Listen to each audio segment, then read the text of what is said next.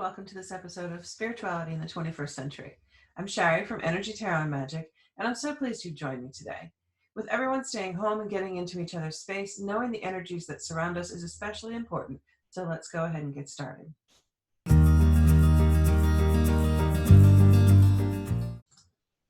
In this segment, we look at how to survive and thrive in this chaotic time by putting faith over fear.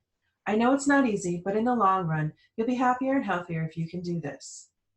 Why is social distancing so hard for us? It's a question that a lot of people are asking right now. Many people simply deflated last week when the directive to extend social distancing until at least April 30th came down.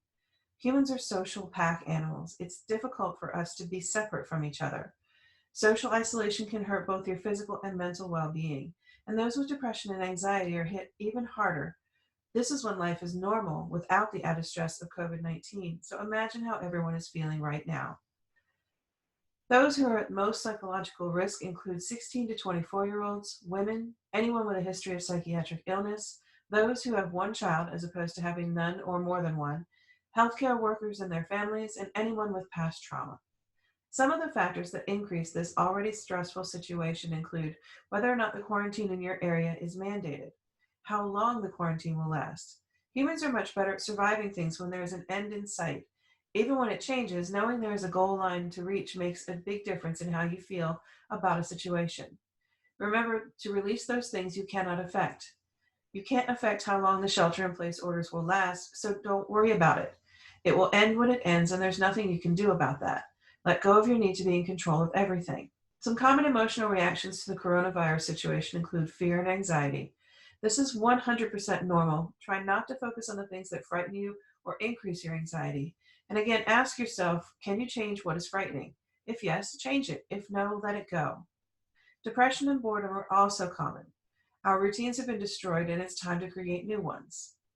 Anger, frustration, and irritability are high. Because we've had to release control of so much of our lives all at one time, many are feeling overwhelmed and it comes out as anger, frustration, and cranky behavior. What can you do to survive? You can acknowledge what's happening and that it is stressful. Pretending everything is fine and not acknowledging the validity of these feelings will only make you feel worse. Stay connected. FaceTime, phone calls, texts, Zoom happy hours with friends. I have a friend on Facebook who is doing Tuesday night stand-up comedy shows on Zoom and on Facebook. And if you just need a laugh, he's a great one to watch. Be creative. Find ways to stay connected no matter what. Focus on finding the good in things. Look for the good. You've been given a gift. All the things you never had time for, now you have time for them. Now is a great time to look inward and evaluate how you feel about the life you're living. Not happy? Make changes and you have time to implement them. Try mindful breathing. Give yourself a break every so often and just breathe. If you're like me and turned off the Breathe app on your Apple Watch, it's time to turn it back on so you get a reminder to focus on nothing but the simple act of breathing several times a day. Be kind. Offering your assistance to others can often make you feel better. It's called a helper's high. Share something good. If something made you laugh or smile, share it with someone else. I've posted more memes in the past several weeks than ever because I know if it made me giggle, someone else needs that giggle too. Change your expectations. Don't trap yourself into a box by insisting that you maintain the pre-quarantine way of living. Be easy on yourself. Do what you can and take time to recover and react. Manage your news intake. I mentioned that one earlier and last week. Don't oversaturate yourself with bad news. If it makes you sad, anxious, or unhappy, turn it off. You can always go back and read it later. Make time for self-care. And I discussed this in last week's episode as well. It's so important to give yourself permission to do things that help you feel better. Make time for self-care and do not let anything stop you from using that time for you. I saw an interesting article on why Generation X is surviving the social distancing better than many others. I was born in 1971, which makes me a Gen Xer to the core. I got my own key to our home when I was in 3rd grade because my parents had trouble finding reliable childcare.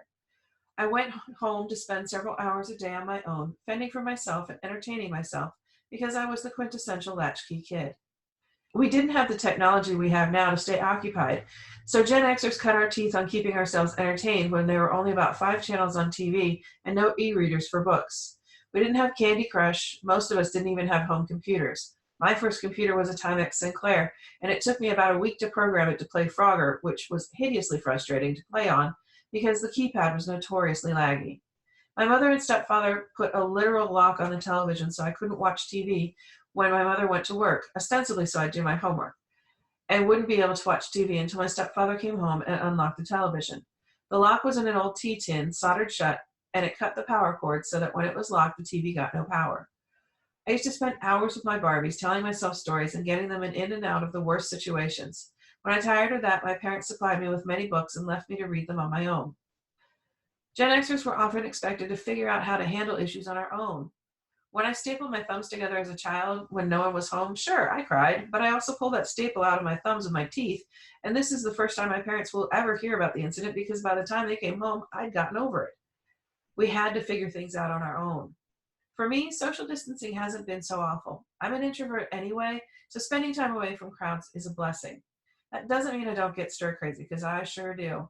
And it doesn't mean I don't miss human interaction, because I do. And I realized that this morning when I went to the grocery store and I smiled at everyone I saw because I thought, wow, more people. And so I smiled. I always feel like I look like the village idiot when I smile at people in public because I give them my regular smile, which is a pretty big smile.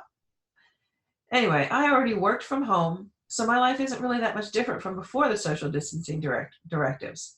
On the whole, however, I'm doing okay. It doesn't always feel real to me, so my brain just kind of skips over the day to the next one. I've had to change my expectations and postpone my wedding and find the good in things, but I'm surviving. I'm pretty sure my whole life has been a training ground for social distancing. I hope that you are surviving and thriving during these times. If you feel overwhelmed and need someone to talk to but feel alone, you can call 800-985-5990 or text "Talk with Us" to 66746 to connect with the U.S. Department of Health and Human Services Disaster Distress Helpline. I hope that you are doing well and staying safe.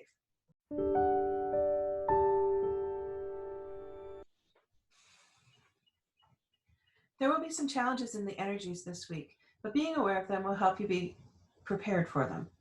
The astrological energies from April 6th through the 12th include Mars squared to Uranus on April 7th. This will bring an unstable mix of energies with it and an unpredictable edge. This is rebellious, heated energy driven toward independence and freedom. Expect pushback from your children and partners who feel restricted, and remember that change cannot be rushed and the future will get here on its own time. There's a full moon in Libra on April 8th. This calls for balance, diplomacy, fairness in the face of heated or selfish behavior, and time to find ways to compromise to protect the needs of individuals without damaging your relationships. The full moon will square with the Jupiter-Pluto conjunction. This will activate the powerful duo. Keep an eye on laws being passed during this time, as both Libra and Jupiter are connected to the law. Remain as centered and calm as possible while following Libra's simple instructions. Be nice to one another. Mars and Chiron's sextile perfects on the date of the full moon. Be proactive about helping and healing. Mercury moves to Aries on April 11th. You'll feel a desire to speak your mind, and after an extra long period of time, Mercury's move could help us feel like we've acquired some mental clarity. The mind tends to work quicker under this particular influence. If you've been feeling undecided or stuck, the Aries energy will clear the way. And Mercury in Aries decides and then proceeds, no looking back and wondering. The lunar energies from April 6th through 12th include the super full moon in Libra on the 7th and 8th. This is the closest supermoon of the year. You'll feel lunar energy very strongly. This full moon will highlight our relationships and get us to question the connections we have in our lives. It will guide us to focus on the relationships we have with ourselves, which is something I mentioned in the COVID-19 section, and catalysts for helping us reach a deeper state of self-love and acceptance. These feelings of loneliness may peak around this full moon, so make an extra effort to connect with loved ones. The waning gibbous moon in Scorpio from April 9th through 10th will bring emotional charge and sensitivity increases. Don't get swept away by irritability, mood swings, hysteria, big and small excitements, or a desire to quickly change everything. You may be more conscious of self and others, but see things in dark tones. It's a good time for self-analysis and self-improvement, correction of bad habits and shortcomings, and it's a great time to reassess if you're on the right path for your best life, and if you're not, to make changes. The health vulnerabilities include sex organs and the colon. You want to be careful with or avoid sex during this time. Carbs are recommended. Eat fewer spicy and heavy foods. Include more fresh fruits and vegetables in your diet. Stay active and sit less, and move and exercise more.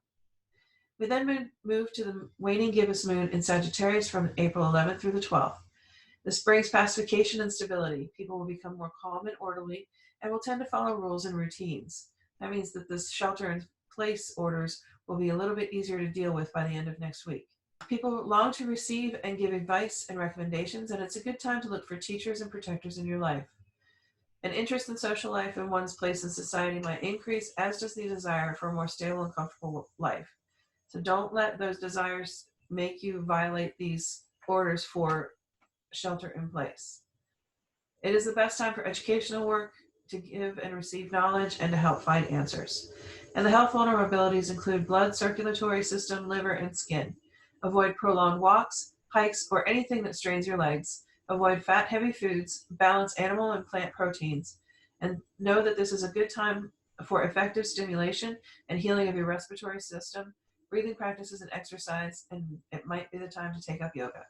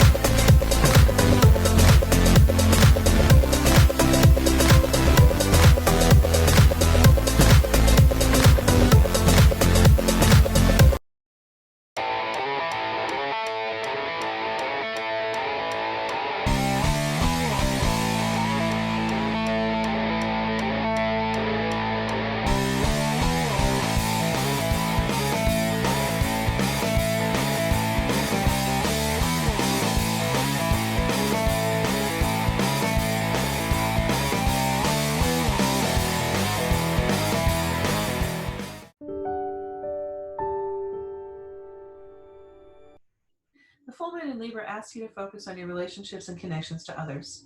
Some crystals for helping you to work with the full moon in Libra energies include blue topaz, which will help with creative ways of expressing yourself and to help you avoid confusion when communicating. Aquamarine will help you ride out any waves of negative emotions, help you make changes for the better, and remind you to not just go with the flow, but to take a path with consideration. Labradorite will bring awareness of irrational fear and doubt, and will help you consciously work to understand and overcome them. Tourmaline helps you consider whether a sense of loneliness is self-inflicted by a barrier that you've raised yourself, and it helps to clear negativity. In addition to working with the full moon and Libra energies, this is a great time to focus on your love for yourself and what kind of love you want to have in your life.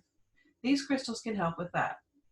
Kunzite helps to reduce negative self-talk, reminds you to take it easy on yourself, and helps overcome self-doubt.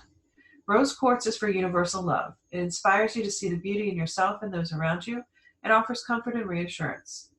Citrine reconnects you with your true essence, helps you develop a deeper self-respect and understanding of your worth, and helps eliminate feelings of self-doubt and worthlessness. Red jasper helps you truly value yourself, connects with your root chakra, and gives strength to empowering self-survival and self-love while keeping you grounded. It encourages you to restore boundaries and gives you the courage to get your life back as you would like it. Turquoise interrupts negative self-talk and improves confidence.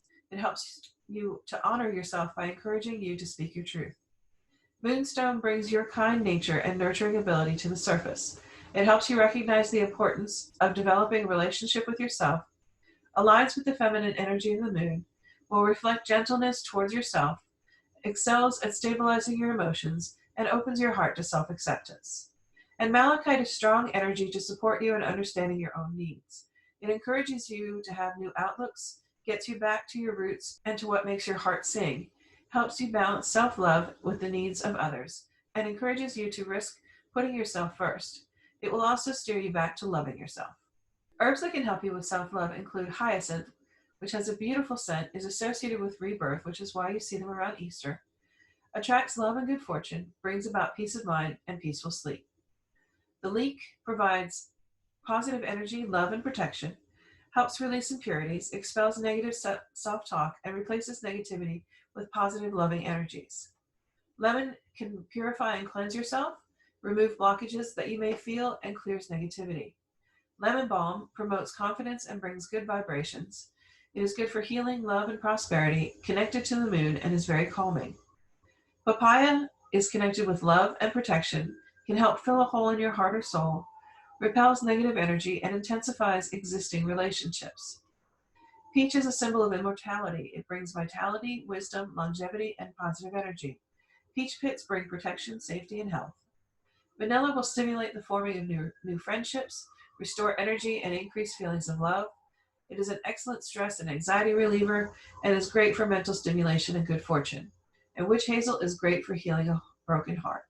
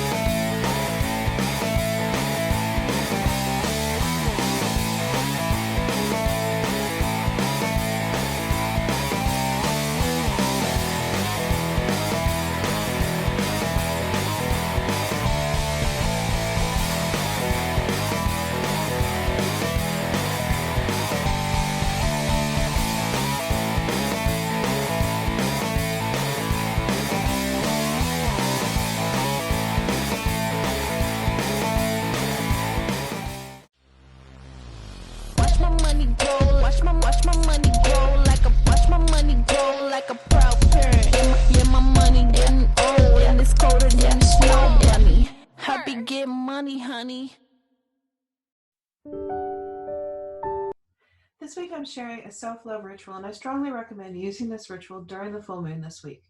The energies are right for this, and it might help you see the shelter-in-place orders as something more positive than you may have thus far. This is the Rose Quartz Self-Love Bath and Crystal Ritual. You will need 3 pieces of rose quartz, 1/8 of a cup of Himalayan salt, and if you don't have Himalayan salt, you can use Epsom salt, some rose petals in a tea bag or cotton bag, and optional, you can add candles and music to set the mood of love and relaxation. You should definitely take advantage of the full moon in Libra energies to do this ritual, and you can do it anytime you feel a need to boost your self-love.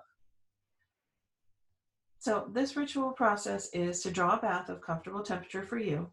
Add the Himalayan salt and rose petals to the water as the bathtub fills so that they mix in a little bit. If you've chosen to include candles and music, light the candles and start the music. Make sure you won't be disturbed for some time. Then place 2 pieces of rose quartz in the tub near where your feet will be, and get into the bath and lean back. Place the 3rd piece of rose quartz on your chest over your heart. Relax and let the energy flow from the rose quartz through the water and into your heart and soul. Repeat these words as you soak. I am beautiful inside and out. I am loved by those who matter, including myself. When you've finished soaking, set aside the rose quartz pieces to use again the next time you want to connect with yourself and your self-love. The main point of this ritual is to remind yourself that self-care and self-love are important to your overall health and that you need to make time for them. Look for the Opening Yourself to Love guided meditation I will be releasing later this week to help you open up and boost the efficacy of this kind of work.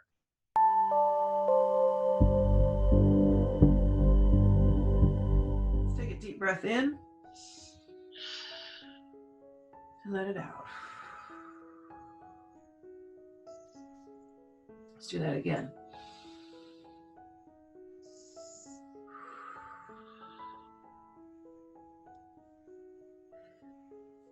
And I want you to picture there's a strong white light comes down from above, in through the crown of your head. And this light is warm and loving. It holds you. It comforts you and you feel safe. So as we breathe in, the light is going to get brighter. As we breathe out, it's going to travel down your spine. In, it gets brighter. Down, it travels down your spine. And when that light reaches your sit bones, that spot that touches the chair when you sit down, it's going to shoot down roots into the ground beneath your chair. And those roots are going to grow with every exhale. So as we breathe in, that light gets brighter. As we breathe out, the roots go down. And let those roots go anywhere they want. Mother Earth is there to hold them. So in, brighter. And out, roots go down.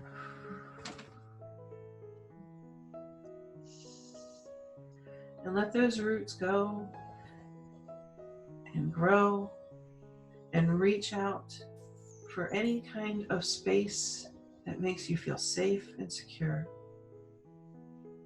Each time those roots grow and reach out, they are rooting you more solidly to the earth. They are keeping you safe. There's no wind that can blow you down.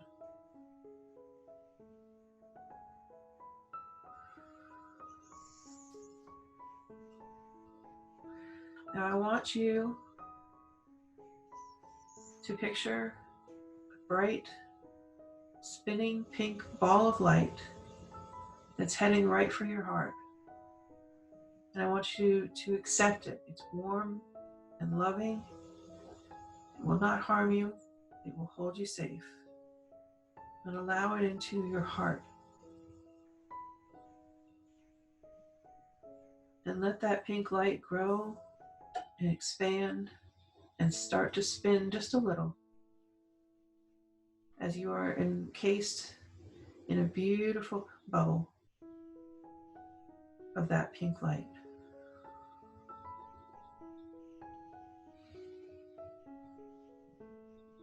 Now I want you to think about those roots holding you still, making sure you're safe.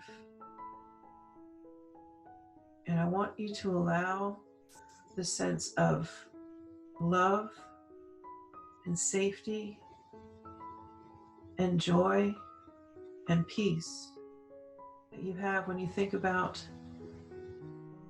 the man you love, and feel it travel up from the roots,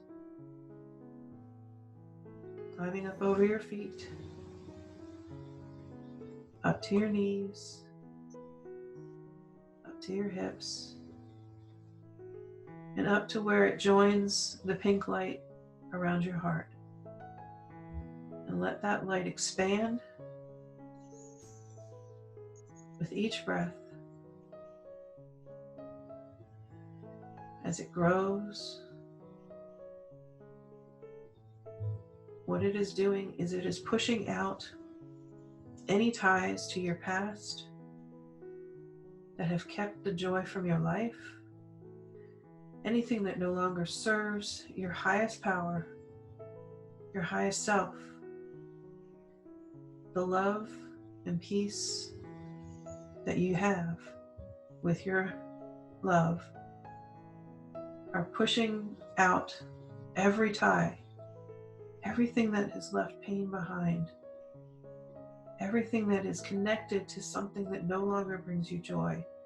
Those are popping out, just like you had a light bright and pushed the pieces out from the backside. It's popping out and it's going away.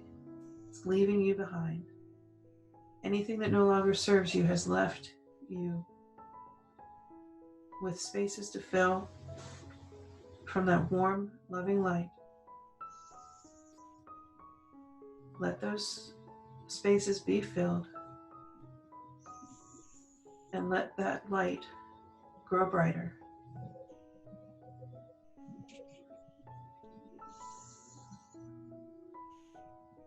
Take a moment and just let that light fill you up. If you see any space that's not filled, direct the light at it. If there are any ties still remaining, direct the light at those. And let that light grow brighter and expand.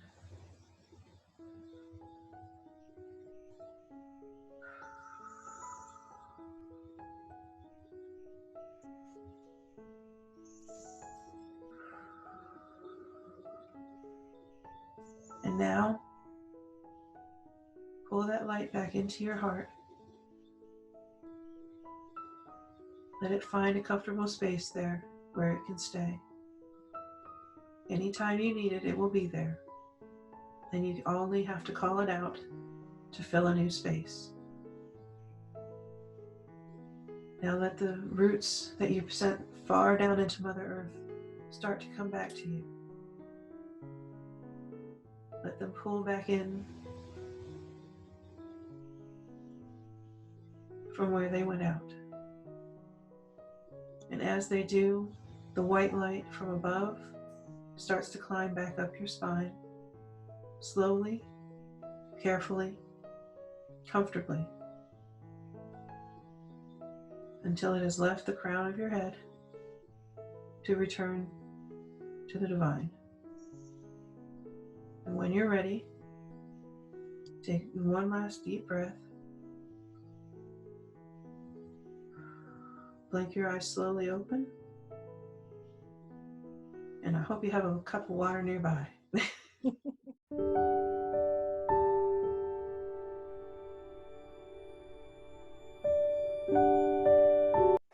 This week's Oracle card reading is from the Empathic Oracle. If you like this deck, you can order one for yourself on my website, energytarotmagic.weebly.com. The cards this week are Aesthetic Beauty, Awkwardness, and Interest. Aesthetic Beauty asks you to see the beauty in everything around you, including yourself. In connection with much of the energy for this week, you'll find that you need to acknowledge your own beauty as much as you acknowledge external sources of beauty. Awkwardness reminds us that everyone has awkward moments. Rather than be ashamed of them, celebrate them as part of who you are at your most authentic. You have time right now to indulge your interests. What are you doing to make that happen? Have you taken a course? Have you picked up a new hobby? Have you tried something new? You have the time. Do it. Overall, this reading connects with the energies of the week and asks you to, again, celebrate all of yourself and give yourself permission to indulge in things that bring you joy. Thank you for continuing to tune into spirituality in the 21st century. I truly appreciate your support and hope you're finding benefit and value in what I'm sharing. Please feel free to reach out and connect with me on social media during this time of stress and chaos. Creating and nurturing your support network now is more important than ever. You can find me on Facebook under Spirituality in the 21st Century, Energy, Tarot, and Magic, where I have a community group I'd love to see you join. You can find it directly at https://bit.ly/etm community. Or you can find me as Shari Malin on Instagram, IGTV, and YouTube. Thanks again for your support, and I'll see you next week.